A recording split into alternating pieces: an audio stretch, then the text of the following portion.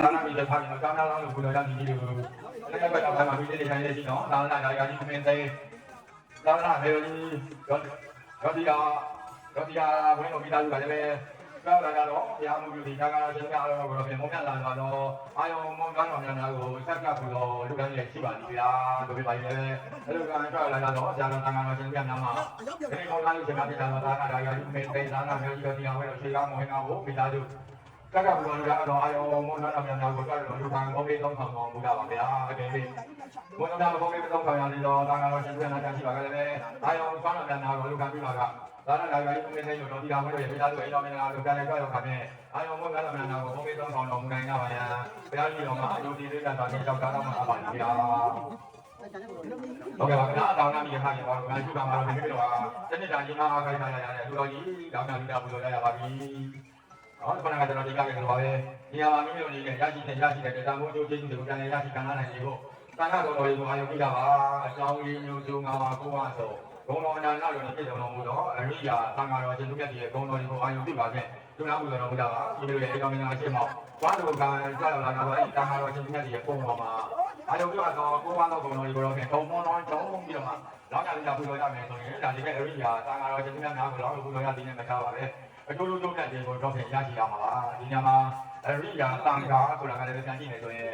်တော့ကျွန်တော်တို့ဘုရားရှင်ကိုယ်တော်မြတ်ကြီးပွင့်တော်မူခြင်းကာလတရားဥဖြစ်တဲ့ဓမ္မစကြာဒီနာတရားတော်ကြီးတော်ပြမိကြတာဘုံတော့မှာပေကဝေရောက်လို့ဟောကြားခဲ့တဲ့ဒီမှာပါပဲဒါကျွန်တော်တို့ဘုရားသာသနာမှာပထမဦးဆုံးတော့သံဃာဆိုတာကပေါ်ထွက်လာပါတယ်တော့အားလုံးလည်းသိကြပါတယ်အဲဒါကတော့ဖြင့်အရှင်ကွန်တင်ညမထေရကြီးပါဘာသာရေးသံဃာဆိုတာကဘုရားပွင့်မှာလားပေါ်ရရုံထုံးတယ်ရှိပါတယ်ဘုရားမပွင့်တဲ့ဖြစ်ဒီဝါဒီမှာသံဃာဆိုတာပေါ်လာရုံထုံးတာမရှိပါဘူးဘုရားတချို့တွေပွင့်တော်မူမှာပေါ်လာရတယ်ကမ္ဘာအဲ့တော့ကုတော်ကောင်းနေဆိုရင်လည်းမမှားပါဘူးအဲ့တော့ကျွန်တော်တို့ဘုရားသာသနာမှာလည်းပဲပထမဦးဆုံးပေါ်ထွက်လာတဲ့သံဃာတော်ရှင်မြတ်ကြီးနော်အရှင်ကွန်တင်ညမထေရကြီးအဲ့ဒါအရှင်ကွန်တင်ညမထေရကြီးဟာသာသနာတော်မှာတော့ပထမဦးဆုံးတော့သံဃာတော်ရှင်မြတ်ကြီးဖြစ်တယ်လို့ပါပဲပထမဦးဆုံးတော့အရိယာပုဂ္ဂိုလ်သူတော်စင်သံဃာတော်ရှင်မြတ်ကြီးပါ။တရားဘုရားရှင်တော်မြတ်ဥစွာပထမရရှိတဲ့သံဃာတော်ရှင်မြတ်ကြီးပါ။အဲ့တော့အဲ့ဒီရှင်ကွန်တင်ညာမတိအကြီးကနေမှစလို့။အဲ့တော့ဗျာလက်တော်ကအက္ခတောကမာသာကအပေါင်းဝင်ရနာသံဃာတော်ရှင်မြတ်ကြီးအဲ့ဒီနောက်မှာတော့ပြက်ကလာတွေကကျွေးကြလာတော့ဒီနေ့ခုသာသနာ့ပြည်မှာကိုယ်တိုင်ကိုယ်တာဆောင်းရအောင်လို့ပူဇော်ရရှိတာဆိုတဲ့နေ့ဖြစ်ရက်မောက်ဖြစ်ဘုရားသားတော်သံဃာတော်ရှင်မြတ်ကြီးဒီနေ့ပြက်ကလာကနေမှနောက်လာလက်တော့အနာဂတ်ကာလဒီမှာလည်းပဲဆက်လက်လို့ပေါ်ထွက်လာအောင်မယ်သံဃာတော်ရှင်မြတ်ကြီးကြွားမယ်ဆိုရင်နောက်ဆုံးသာသနာတော်ကြီးရဲ့နောက်ဆုံးသေးလို့ခေါ်ကြမယ်လင်္ကာခေသာသနာအဲ့ဒီလင်္ကာခေသာသနာအဆုံးပေါ်ထွက်လာကြအောင်လေကိုရင်သာမဏေပဲလေးကြမှာမချမ်းအားလုံးကတော့မြေသားဟာအရိယာလွယ်ဝင်သူတော်စင်ကြီးဖြစ်ပါတယ်ဒါကြောင့်လည်းပဲအရိယာသံဃာတော်ရှင်မြတ်ကြီးရဲ့ကိုးပါးသောဂုဏ်ကအာယုံပြုတ်ပါဖြင့်လူသားမှုတော်မူကြပါဗျာဒီညမှာသံဃာဂုဏ်တော်ကိုးပါးနဲ့ကနောက်ဆုံးဂုဏ်တော်ဖြစ်တဲ့အနုတ္တရာပုံညာဖြစ်တာလောကကဂုဏ်တော်တော့မှတ်သားဖို့ကောင်းပါလေသူရဲ့ဒီလေဖွင့်ဆိုတဲ့ကတော့ဖြင့်ဘဂဝါတော်ဘုန်းတော်၆ပါးနဲ့ပြည့်စုံတော်မူသောရွှေဘုန်းတော်သခင်ရှင်တော်မြတ်ဗျာဤတာဝကကံသောတတိတော်ကောင်းသံဃာတော်ရှင်မြတ်များသည်အနုတ္တရာပုံညာဖြစ်တာလောကကလူနတ်ယံမှာသုံးကံသောတတ္တဝါတို့ဤကောင်းမှုဒီဟူသောမျိုးစေ့ကိုကျဲချစိုက်ပျိုးရန်အတွက်အကောင်းဆုံးသောလေဓာနီကောင်းတဲ့ဖြစ်တော်မူသောသံဃာတော်ရှင်သူမြတ်များပါပြီဒီကဒီတဲ့ကိုဆိုတာပါမမရဲ့လူနတ်ဓမ္မတတ္တဝါဒါကသုခတိပုံသားကြီးသုခတိပုံသားကြီးဆိုတော့ကုသိုလ်ကောင်းမှုတွေကိုပြုလုပ်ဆောင်ရွက်ခွင့်ရတဲ့ဘုံဘဝဌာနကပုဂ္ဂိုလ်တတ္တဝါတွေပါအဲ့ဒီထဲမှာမာနုဘုံမာနုလောကနော်ဒါကတော့ကုသိုလ်ကောင်းမှုတွေကိုပြုလုပ်ဆောင်ရွက်ဖို့အတွက်အကောင်းဆုံးသောဘုံဘဝကုသိုလ်ကောင်းမှုတွေကိုစိတ်တိုင်းညာဆောင်ရွက်လုပ်တိုင်းရှိပါတယ်အဲ့လိုကုသိုလ်ကောင်းမှုတွေကိုပြုလုပ်ကြမယ်ဆိုရင်တော့ဘယ်လိုနေရာဘယ်လိုဌာနတွေမှာကုသိုလ်ပြုကြမှာလဲအဲ့ဒီညမှာကျွန်တော်တို့စိုက်ကျွေးလုပ်ငန်းတွေနဲ့နှီးဆိုင်ကြပါတယ်နော်အဲ့စိုက်ကျွေးလုပ်ငန်းကဥပမာပြတာတော့ဒီလိုအသက်တဲ့သိညာတွေကိုစိုက်ကျွေးလုပ်မယ်ဆိုရင်တော့ဖြင့်ဒီစီမြေနဲ့ကောင်းမှလည်းမြေကောင်းရာကောင်းလေယာမြေကောင်းမှာစိုက်ကျွေးမှာမိမိတို့စိုက်ကျွေးတဲ့သက်တဲ့သိညာတွေအောင်မြင်ဖြစ်တော့မယ်အကျိုးရှိမယ်အကျိုးခံစားမယ်ရကြမယ်အဲ့လိုပါနဲ့မိမိတို့ဟာကောင်းမှုဒီဟူသောမျိုးစီကုသိုလ်ဒီဟူသောပြိုးပင်စိုက်တာပြုကြရမယ်ဆိုတော့ဖြင့်စိုက်ကျွေးဖို့အတွက်အကောင်းဆုံးသောလေယာမြေကောင်းကတော့ပြန်တန်ခါပါပဲနော်တန်ခါဆိုတာမိမိတို့ရဲ့ကုသိုလ်မျိုးစီကိုကျဲချဖို့စိုက်ကျွေးဖို့ကောင်းမှုဒီဟူသောပြိုးပင်တွေကိုလည်းစိုက်ကျွေးဖို့အကောင်းဆုံးသောရေကောင်းရာကောင်းလေယာမြေကောင်းပါတို့လိပါပဲမိမိတို့ဟာတန်ရာကြီးပဲနောက်ကုသိုလ်ရိတ်ခါလေးကိုစုဆောင်းတော့မယ်အနန္တတော့မယ်ဆိုရင်လည်းအကောင်းဆုံးသောကုသိုလ်ဗန္ဓကတော့ဖြင့်တန်ခါပါပဲဒါကြောင့်တန်ခါကောင်တော်မြတ်ဒီလိုဖြင့်အာယုံပြုတ်ပါတဲ့လောင်းညာလူတာကုသိုလ်ကြခြင်းကိုဥဒ္ဒါပထမဒေတာပါလေဒုတိယခြင်းနဲ့ထပ်မဒေတာနဲ့ကတော့ဒီရည်ရွယ်ချက်ရည်မှန်းချက်တွေလည်းပဲထားရှိဆောင်ရွက်နိုင်ကြဖို့ဒါကအရေးကြီးပါတယ်ကျွန်တော်တို့ဒီလောကမှာမာနီခိုင်းလို့ဘာလို့ပဲခိုင်ခိုင်ပါဟောရည်ရွယ်ချက်တွေရည်မှန်းချက်တွေထားရှိတာဖြင့်ဆောင်ရွက်ကြရတာပါရ ဒီပဲတည်းဒီမှလည်းဒီမထားရှိဆောင်ရွက်မှသာလေလည်းပဲမိမိတို့ရဲ့လူရခကြီးပန်းနိုင်ကိုလမ်းကိုင်နိုင်ကြတာပါဒီပဲတည်းဒီမှလည်းမထားရှိတဲ့အခုဆိုရင်တော့ဒါကပန်းနိုင်ကြောက်စံတော်ဝါနဲ့လမ်းမကြရတာပါလေကျွန်တော်တို့ဒီတန်းညာမှာလမ်းမကြရတာပဲတာရပါပြီနော်ဒါကြောင့်မလို့ဒီပဲတည်းဒီမှလည်းထားရှိဆောင်ရွက်နိုင်တယ်ဖို့အဲ့ဒီညမှာဒီပဲတည်းဒီမှလည်းနေပြောရမယ်ဆိုရင်ကျွန်တော်တို့ကဗုဒ္ဓဘာသာဝင်ကြီးအဲ့တော့ကျွန်တော်တို့ဗုဒ္ဓဘာသာဝင်ကြီးရဲ့ဒီပဲတက်ပန်းနိုင်ရဲ့အမြင့်ဆုံးတော့ဒီပဲတက်ဒီမှလည်းပန်းနိုင်ကတော့ဖြင့်ရှင်းရတဲ့နေရာကျင်းရဖြစ်တော့တန်ရာဝရှင်ရဲ့ပေါင်းမှာကျင်းလို့ထမြောက်ရဖြစ်တော့နိဗ္ဗာန်တန်တိဒုက္ခဉာဏ်လေးကအောင်နေလေးကတော့အာယုံပြုတ်စုကလေးတွေလည်းပဲတောင်းကြပါစုကလေးတွေလည်းပဲဆင်ကြပါနိဗ္ဗာန်ကိုအာယုံပြုတ်ဆင်းရဲပန်စံငါပြင်တောင်းလို့တော်နိုင်ဒီဖို့ကိုလည်းပဲဒါတရားအတိုင်းတော့အပ်ပါလေဒါကအရေးကြီးပါလေသူဆိုတာကတောင်းမှရတာပန်စံနိုင်မှပြည့်စုံရတဲ့သဘောရှိပါလေအခုတည်းနိဗ္ဗာန်ဒီဟူတော့အကျိုးသူ့မတောင်းရင်သူ့မပိုင်ရင်ဘယ်လိုမှကိုမရနိုင်တာပါတန်တဲ့အကျိုးများဖြစ်ကြတယ်လူချမ်းသာလူနဲ့ချမ်းသာလူဓမ္မချမ်းသာလူစောင့်တယ်ပေါ့ချမ်းသာလူကဝါဝါပြပြဒါကတော့ပြန်သူ့မတောင်းရင်လည်းရပါတယ်သူ့မပိုင်ရင်လည်းပဲပြည့်စုံပါလေဘာကြောင့်လဲဆိုတော့ကျွန်တော်တို့ဘုရားဘာသာဝင်များဖြစ်နေရင်ဒီကံနဲ့ကိုင်းရဲ့အကျိုးကိုတော့ယုံကြည်ကြတယ်အဲတော့ကောင်းတာလို့တော့ကောင်းတာဖြစ်ပါလေကောင်းကောင်းမှုကုသိုလ်တွေကိုဆောင်တဲ့ခါမှာအဲဒီကောင်းကျိုးချမ်းသာတွေကိုရကြပါလေဆန္ဒကြရပါလေအဲတော့ဒီလိုပါပဲမကောင်းတဲ့လို့ကတော့မကောင်းကျိုးကိုခံရရတယ်မကောင်းမှုလုပ်တဲ့ကျိုးတွေအဲဒီမကောင်းတဲ့ကျိုးကိုပြန်လည်ခံရမှာကတော့ပြန်အထုတည်းဆုတောင်းကြရတယ်မလိုပါဘူးဆုကံကြရတယ်ပဲမလိုပါဘူးဒါကကံနဲ့ကိုင်းအကျိုးရဲ့သဘောတရားတို့တော့လည်းပဲနိဗ္ဗာန်ကိုတော့အကျိုးကတော့ပြန်ဆုမတောင်းရင်ဆုမပိုင်ရင်မရနိုင်ပါဘူးဒါကနိဗ္ဗာန်ဆိုတာကကျွန်တော်တို့သံဃာလမ်းကြောင်းကနေမှထွက်မြောက်ရကျွန်တော်ဒီမှနဲ့ပန်းလ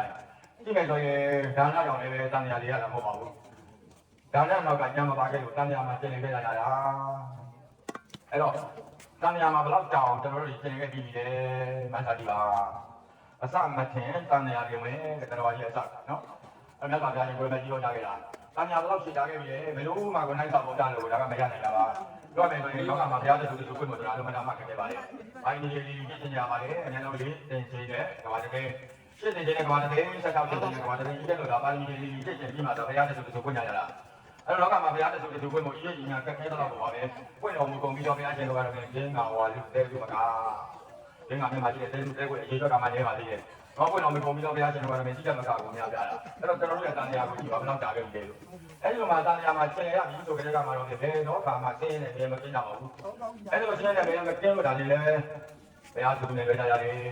်ပြောမယ်ဆိုရင်အဲ့ဒီကြီးများကျင်းရတဲ့တန်တရားရင်တော့ကျွန်တော်တို့ကျင်းနေလို့ပြောပါခဲ့ကြတာပါဘယ်လိုပုံစံနဲ့များကျင်းနေကြတယ်တွေးကြည့်ရင်သိတာပါလေနော်ကျွန်တော်တို့အောက်ကနေမြုပ်ပြီးတော့မှကိုမြုပ်ပါရတဲ့သဘောရှိပါလေအောက်ဘုံကအောက်ခါနာလို့ဆိုရင်ဘယ်ဘုံကနာဒီမှာကျင်းနေကြရလို့လားဒီကြီးများဘုရားသူနဲ့ကျွန်တော်တို့လွဲကြရတယ်ဖြစ်ပါလေအဲ့တော့လည်းပဲခုခါမှာတော့ကျွန်တော်တို့ဒီတာနာမိနဲ့ထားကြလို့ဒီအခုတော့ဘဝကကောင်းမှုတွေနဲ့လူကောင်းမှုတွေလည်းပဲပြည့်စုံလို့အလုံးမတန်မှရခဲ့ပါလေဆိုတဲ့လူဘဝအခုချိန်မှာတော့ဒီလက်ဝဲပိုင်ပိုင်ရရှိရတဲ့ဒီပါလူဘဝလူလောကရမှုအလုံးမတန်မှခက်ခဲ့ပါရဲ့ဥမာအဲ့လိုပေါ်ပြတာကတော့ဖြင့်ဓမ္မကြီးကအတ္တနဲ့လူကြီးကအတ္တနဲ့သိကျင်တာလေးကြည့်မယ်လူဘဝကတော့ပြင်ရဖို့မလွယ်ဘူးတဲ့ဒီနေ့ညာခက်ခဲ့လာတာလူဘဝအခုခါမှာတော့ဖြင့်အခုတော့ဘဝကကောင်းမှုတွေနဲ့တူပါပဲနောက်စုတွေလည်းပြည့်စုံလို့လူဘဝလူလောကဘုရားရဲ့လက်ဝဲပိုင်ပိုင်ရရှိရတဲ့ဒီဟာအခြေခံကောင်းအဲ့ဒီလိုပါပဲအလုံးမတန်မှကိုကြုံမဲပါတယ်ဆိုရင်တောင်းနာတော်နဲ့ဒီလည်းကြုံပြရတဲ့ခေနောက်ကြောင့်လည်းဆိုရင်ဘုရားတာပါဘောကြောင့်တော့ပါပဲဘုရားတာပါတော်နဲ့ကြုံကြုံဖို့ဒါအလုံးမတန်မှကိုခက်ခဲ့ရပါအဲ့တော့ကျွန်တော်တို့ရာကောင်းကောင်းကြပြလာတော့လူ့ဘဝမှာတော့ဖြင့်ကြုံမဲလာတော့တာနာတော်နဲ့ဒီလည်းကြုံရပြီဟောတရားတရားတွေနဲ့လည်းပြည့်စုံရပြီအလုံးမတန်မှကိုလူသားရဲ့တန်းရခဲ့တရားတော်တန်ခါတော်ရှင်သူမြတ်တို့ဘုရားဘုရားတော်တန်ခါတော်ရှင်သူမြတ်တို့ဘုရားအဲဒီနေ့ကျမ်းမှာတော့ဒီကျမ်းရဲ့ဘက်နောက်ပိုင်းမှာသာသနာ့ရာယူမင်းသေးသာသနာ့မေတော်ကြီးကျော်စီတော်ဘုန်းတော်သာသနာ့ပြည်မောင်နာမိသားစုတို့အိမ်တော်ငယ်တော်မှာဘုံရလာတော်အာယုံတော်ငါတော်များလာကိုစက္ကပ်တော်လူသားရဲ့ရှိပါလိမ့်ဗျာဆရာတော်တန်ခါတော်ရှင်မြတ်နာမှာလည်းပဲလူရှင်များရဲ့စေနာတော်ကြားနဲ့ညာတော်တော်အားဖြင့်သာသနာ့ရာယူမင်းသေးမိသားစုအိမ်တော်ငယ်တော်မှာစက္ကပ်တော်လူသားအတော်အာယုံတော်ငါတော်များအကြောက်ရောက်တော်လူခါဘုံပေးဆုံးဆောင်တော်မူကြပါဗျာအကယ်၍သွားများဘုံတော်များမဖုံးပြရခြင်းမတော်ဆောင်ရသေးပါကလည်းသွားများလူခံပြီးပါကသာနာရာရာယူနေပြီလားလူအိမ်တော်မင်္ဂလာမှာဆက်ကဘုရားလူလားတော့အာယုံဘုံတော်များကိုလည်းပဲကြားရဆောက်ရလို့လူခံဖုံးပြဆုံးဆောင်တော်မူနိုင်ကြပါရဲ့ဘုရားကြီးတော်မှာယုံကြည်လေးမြတ်စွာဖြင့်ကြောက်ထားတောင်းမှာအပါကြီးဟာဥတော်ရင်ဟုတ်ပါတော့ကြည့်တယ်အေး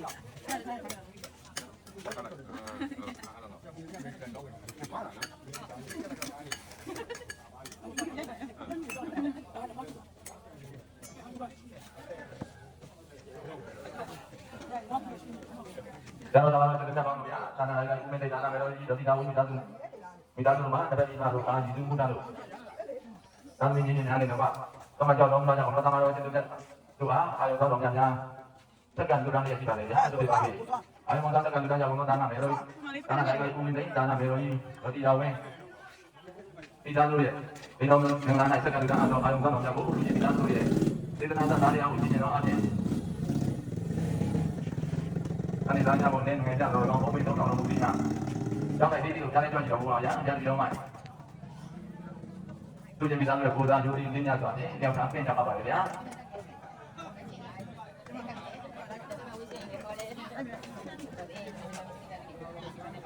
ဒီတောင်တော့အကျဉ်းသမဏကုနေတောင်တော့အကျဉ်းသမဏကုနေ